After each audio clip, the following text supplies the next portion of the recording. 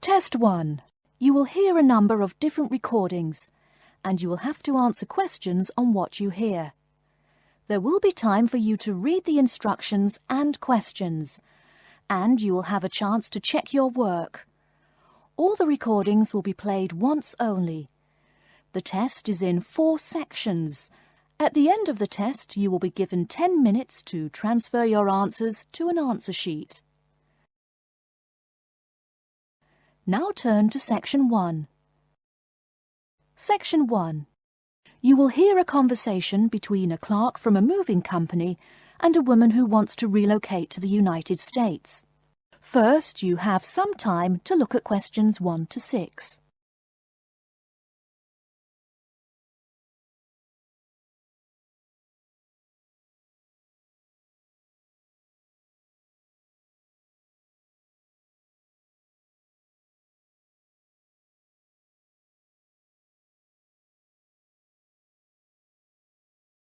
Now we shall begin.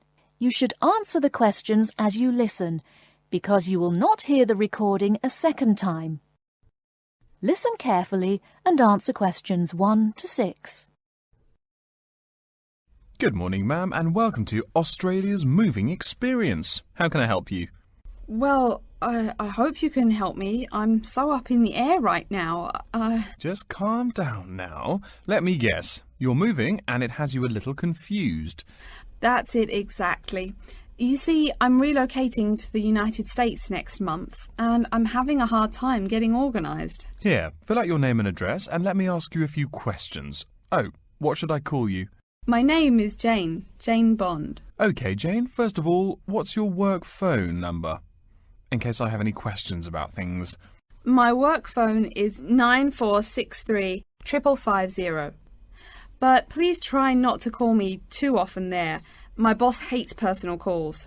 So does mine, ma'am. So does mine. And what address should we ship your things to? My new company is letting me stay temporarily at 509 Clark House. That's CLARK. 1137 University Drive in Seattle. Seattle? Beautiful city, I hear. Mountains right beside the ocean almost. Cooler than Australia too. OK, and when should we come pack your things? I guess that would be on Monday, March 11th. Do you want any help with an after-packing clean-up? We do that for a small additional charge. Yes, that would be helpful. I promised the landlord I'd give her the keys back by 5 p.m. on Thursday the 14th. Great. We'll just schedule the clean-up for that day.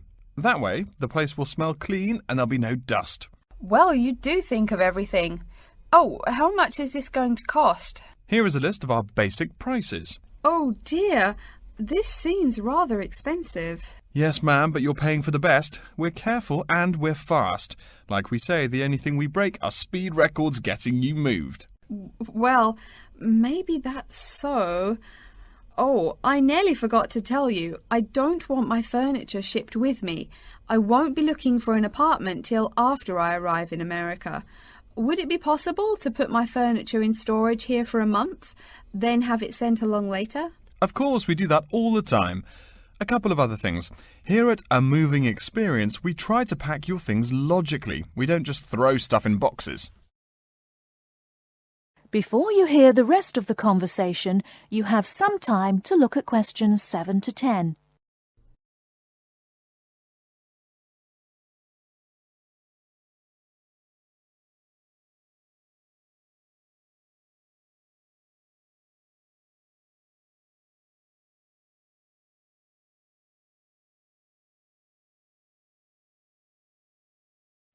Now listen and answer questions 7 to 10. Do you have any special requests? You know, things you want packed in some special place so you know where to find them. Like what? Oh, I don't know. Things like dishes, maybe. Not to be rude, but you look like a lady who likes to eat. Ah, yes, I need my dishes and things where I can find them quickly. Great. We'll put those dishes and cutlery in what we call the emergency pack.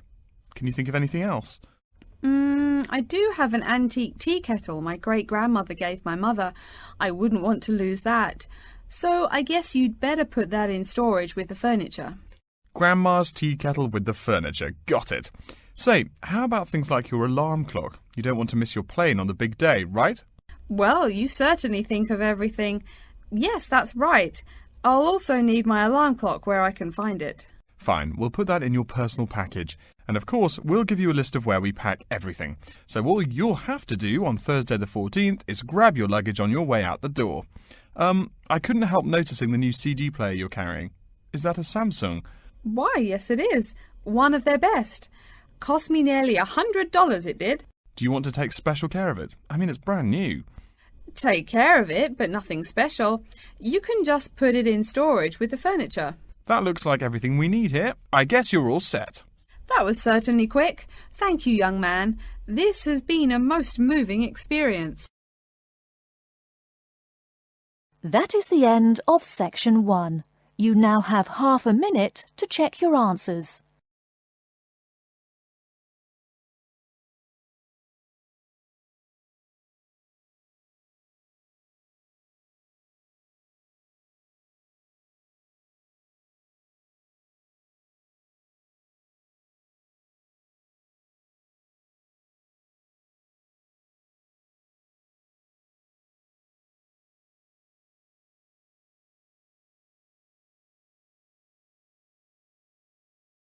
Now turn to Section 2.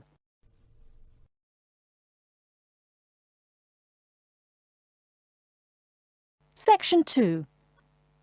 You'll hear an introduction to a conference on computer system language learning. First, you have some time to look at questions 11 to 16.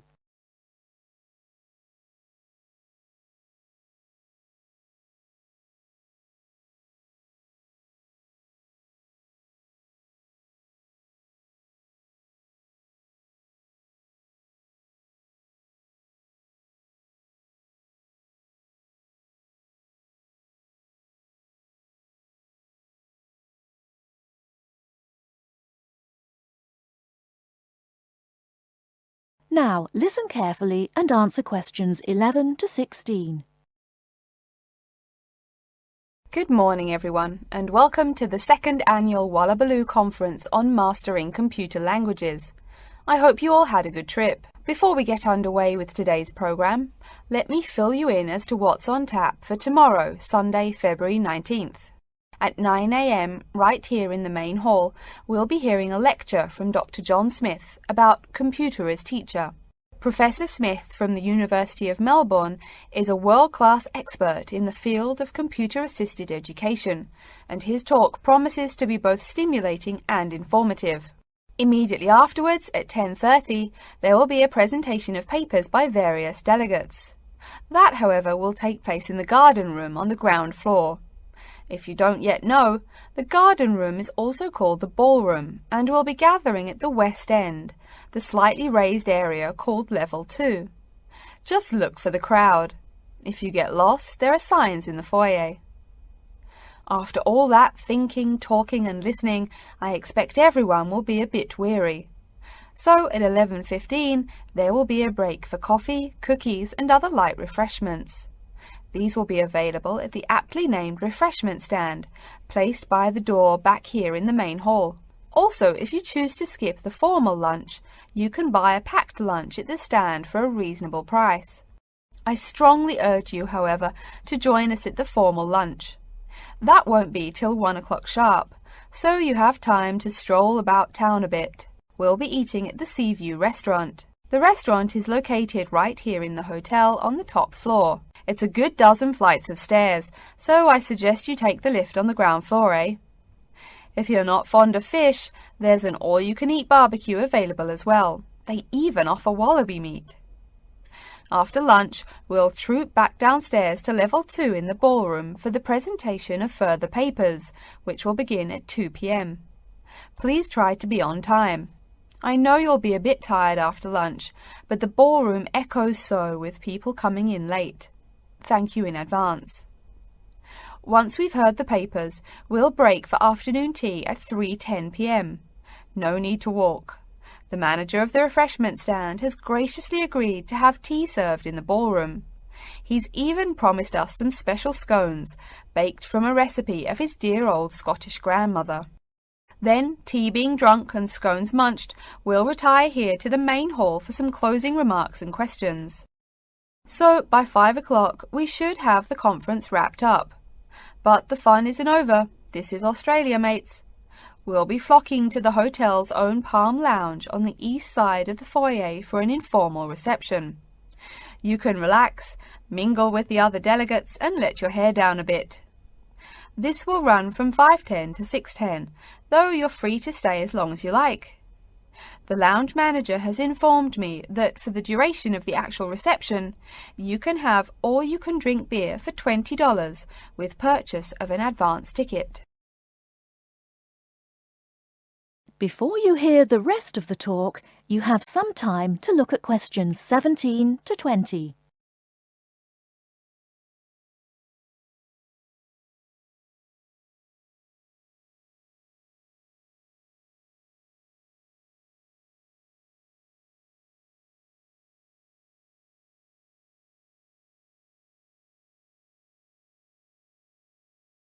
Now listen and answer questions 17 to 20. And yes, tickets can be purchased from any conference organiser or at the front desk any time between now and the start of the reception. I suggest you come by tomorrow evening to pick up the tickets, since the conference hall only holds 800 people. That way you can also get your journey planned ahead of time and be sure not to miss this truly memorable conference. If you want cocktails, however, I'm sorry, you'll have to pay for those at the regular price. Oh my goodness! Speaking of paying, I see I forgot to tell you a couple of things. The first is about lunch. The charge for the lunch will be $15 for all you delegates. If you have guests with you, the cost is $25 for the general public and $6.50 for children under the age of 10. That's $15 each, not total for everyone. Another item is about the lunch menu. I very much urge you to try the fish.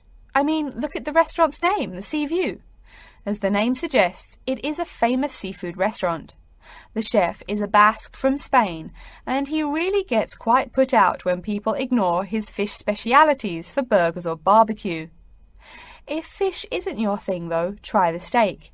He makes an exquisite filet mignon topped with blue cheese and mushrooms. Finally, if you'd like to buy a ticket, you can have both lunch and unlimited beer for $35.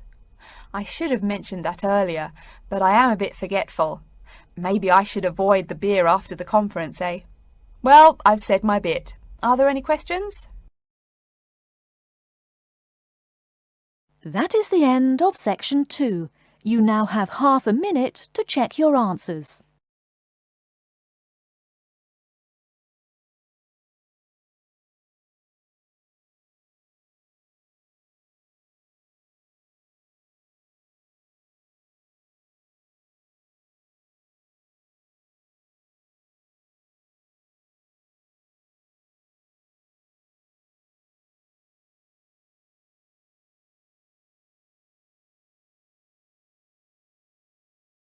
Now turn to section 3.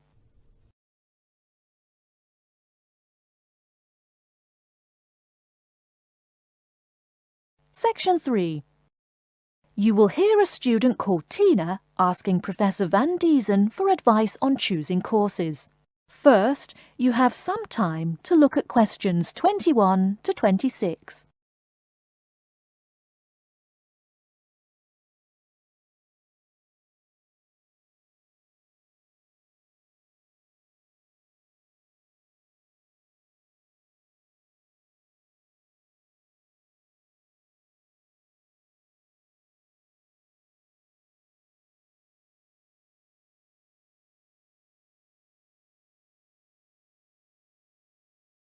Now listen carefully and answer questions 21 to 26.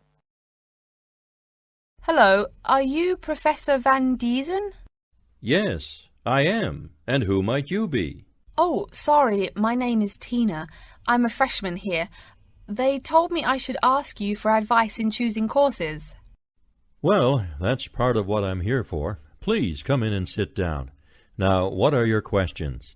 I almost don't know. Everything is so confusing. Like, what is a specialized course? Oh, easy. A specialized course is one that is compulsory, meaning it's a requirement for your major and regular, so you can't place out by taking a proficiency exam. That sounds pretty strict. Then what are all these general courses? I seem to have to take so many. Nothing to be alarmed over. These are courses open to all students and not directly related to your major. The university offers these general courses to choose so that you can become more well-rounded individuals. For example, I see you're a microbiology major, so it might be a good idea to take some literature or history courses so that you can know something besides all science. You mean these courses are like for fun? That might be one way to look at it, but don't tell the literature professor such a thing. Think of a general course as the opposite of a specified course. A specified course is one that pertains directly to your major. So, can I take any microbiology course I want? Let's see. Oh, those courses used to be open to microbiology students only. The good thing is now it's open to students on a flexible schedule, so it's not only for full-time students. So the answer is yes, if you have the instructor's permission. May I ask you why you chose microbiology? Well, I also like plain old biology too. You know, full-size animals. I might even become a veterinarian. Could I take some biology classes? Well, they are open to full-time students only, which I believe is what you are. I don't know how a freshman would get along with microbiology, though. I mean, most of the students presently looking into it are from off-campus. Off-campus? Yes, you know, people who use it in their work at hospitals, laboratories, even a police detective. Why did you choose microbiology, if I may ask? I don't think you quite answered that. Well, eventually I want to be a doctor. At least my dad tells me so. If I may say so, young lady, you seem a little uncertain. Still, I think that might be a good idea for a career. Of course, if you're thinking about being either a doctor or a vet, you should take some medical science classes before you even think of applying to med school. Great! What should I take? There is one small problem. The new medical sciences building is under construction, so there are no experimental facilities available until next year. I'm afraid you'll have to wait, but don't forget to take those courses at the first opportunity. Oh, bummer. Is there any other course you'd recommend for someone like me? Well, since you seem to like animals, have you ever thought about looking into environmental science? No, I never really thought about it before. Is it worthwhile? Quite. In fact, it's the fastest-growing subject on this campus. Before you hear the rest of the talk, you have some time to look at questions 27 to 30.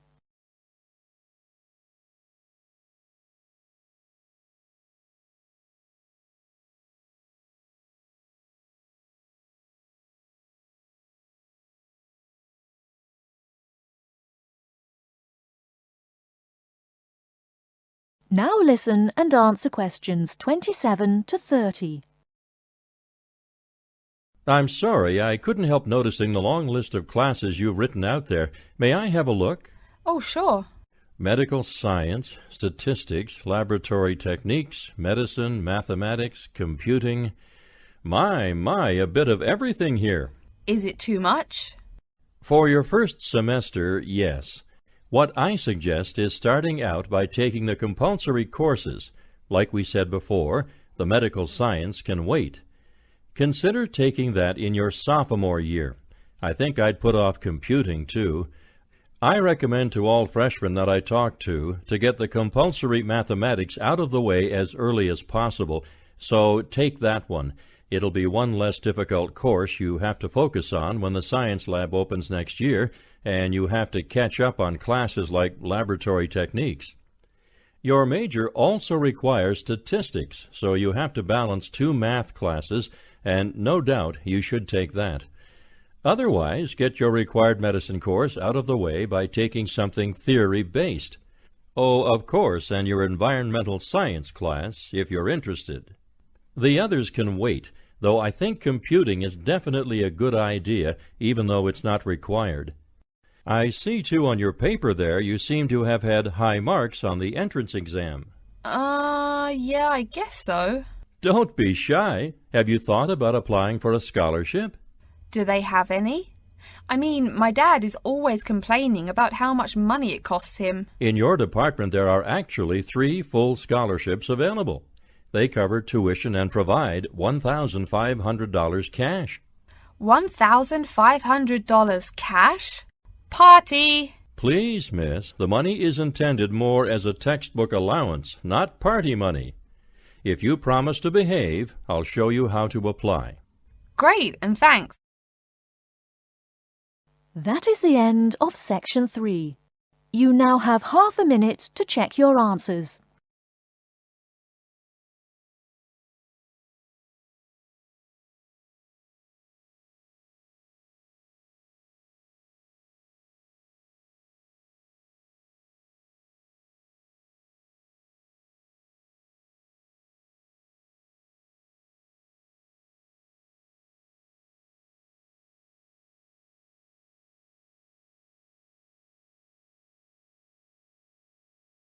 Now turn to Section 4. Section 4. You will hear a lecture about how to choose flooring materials. First, you have some time to look at questions 31 to 40.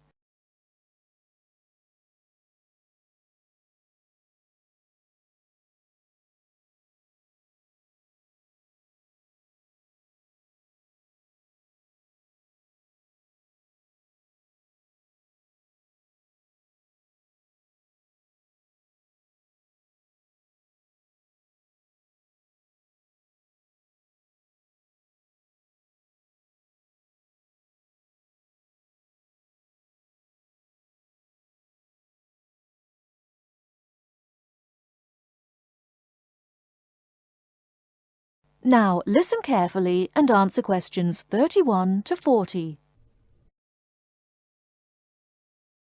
We've been talking about choosing building materials in the last week. Now, a great many factors influence the choice of building materials. You can't make a house of cards, right? And people who live in glass houses and all that. Anyhow, today I'd like to say a few words about flooring. Some artificial materials can be used, like plastic for instance, which offer mixed blessings when used as a flooring surface. On the one hand, plastic is cheaper than nearly any other alternative, short of bare ground. Plastic also does not warp like wood. On the other hand, the best that can be said about plastic is that it looks like wood or stone. However, it cannot replace the real materials. As I have mentioned, I'm fixing up a new house. The decorator my wife hired told me plastic does a great job of looking exactly like plastic. Besides, it scratches easily, fades or discolors, and starts cracking within a year or two. So, if you're fitting out a sleazy hotel or plan to live in a trailer park, go with the plastic. Really though, for all intents and purposes, this leaves us with wood or stone as choices for flooring. Stone and wood are alike in at least one respect. Both go through processing before they can be put to use. Since few of us cut our own lumber or quarry our own stone, this is not perhaps a pressing concern. Still, do-it-yourselfers would do well to remember to buy only properly seasoned wood. Unseasoned wood warps, and a warped floor quickly becomes firewood, and its owner quickly becomes poorer. Likewise, except for dull-hued materials like slate or sandstone, most stone floors are polished before installation. The choice goes well beyond just wood or stone. Each type requires many further considerations. A few special remarks are called for when considering wood. For example, as always, aesthetics, personal taste and layout all play roles, as well as the type of house or room. Oh, and certainly don't forget the cost. When it comes to cost, a rule of thumb is that the softer and less exotic the wood, the lower the cost. In the US, for instance, pine is both ubiquitous and cheap. Mahogany is imported and exorbitantly expensive. If you're on any kind of budget when remodeling, it's really helpful to remember to go for the softer woods. Aside from cost, there are still lots of different factors that are important in choosing the best flooring for the job. Continuing with the example of wood, one must consider the effects of each type of wood on the mood of the room. When selecting the best wood to use, particular attention needs to be paid to its grain patterns, texture, and colour. In rooms where relaxation or deep thought is the aim, say bedrooms or the study, dark, strong-grained woods are the rule. Here, the grain ought to match the furniture for a feeling of homogeneity. In rooms where activity and motion are typical, the dining room or living room, lighter, finer-grained lumber is more suitable. In such a setting, the wood grain might be useful in offering a contrast to the furniture. This leads to a feel of subconscious excitement in keeping with the room's function. In either case, though, consult a decorator. It is a decorator's job to know what materials to use to fit the function of the room. Though some things about putting together a room are subjective and based on one's individual taste, materials appropriate to a room's function are much more straightforward. A decorator takes the needs of the customer and uses a mathematical formula rather than subjective words. Since feelings vary from person to person, verbal descriptions of wood types tend to be ambiguous. You want the wood you select, not something approximate. And if you do decide to do it yourself, remember that all wood must be treated with preservatives to enhance its appearance and preserve its natural beauty. In the case of stone, or quarry tile, as flat-cut flooring stone is properly called, a new set of considerations must be weighed up. Simple colour aside, the degree of reflection must be kept in mind. This is called the reflectance rate, which is expressed in a number between 0.0 and 1.0, depending on the amount of light it reflects. At one end of the scale is polished silver. At a rating of 1.0, this shiny surface reflects nearly all of the light directed at it. Numbers closer to 0 describe materials that absorb more light. Moving down the scale a bit, we see that plastic that has been painted white has a rate of 0.8, which makes sense. We know that the colour white reflects all other colour, while black absorbs all colour, and plastic itself is a relatively reflective material.